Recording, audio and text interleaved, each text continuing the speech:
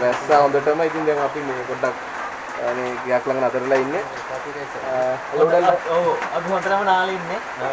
ආයි කියන්න දෙයක් නැහැ. මේ ඇල්ලෙන් නාන්න ඕනේ නැහැ නේ. ඒකට ඇල්ලෙන් අනිවාර්යෙන් නාන්න ඕන. මේ ළඟයි. ඔව් දැන් ළඟයි.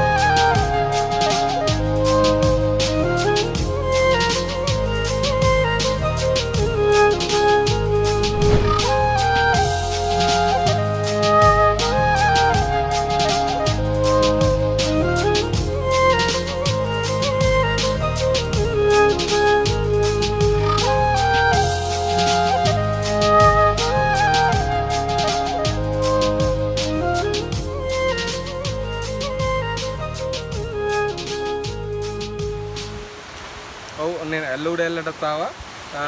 ඔයගොල්ලෝ තේල බලන ලස්සන දියැලක්. මෙහි කාලේ තරම් එන්නවා මේක ගොඩක් සැර වැඩි දියැල්ල. මේ තව දෙයක් කියනවනේ මේ ගොඩක් අය ඇවිල්ලා මේක ජරා කරලා දැන් මේ ගමේ අය ඇත්තටම දිය නාන්න දෙන්නේ නැහැ මෙතන. ඉතින් මේ එහෙම කේස් එකක් තියෙනවා. පිටින් එනවා නම් පොඩ්ඩක් කියලා බල්ලා හින් තමයි නාන්න වෙන්නේ. මෙතනට එන විදියත් අපි ඩිස්ක්‍රිප්ෂන් එකේ දානවා පල්ලෙහා. තව එක දියැලක් පෙන්වන්න තියෙනවා ඔයගොල්ලන්ට උඩගම දියැල්ල. අපි ඒකෙදි කියන්නම් මේ දියැලි ඔක්කොම එකපාර බලන්නේ කොහොමද කියලා. එක දවසින් බලන්න පුළුවන් ඔක්කොම දියැලි ටික. හරි එහෙනම් අපිව subscribe කරන්න, like කරන්න, share කරන්න යාළුවන්ටත් වෙන්න. ගිහින් එන්න.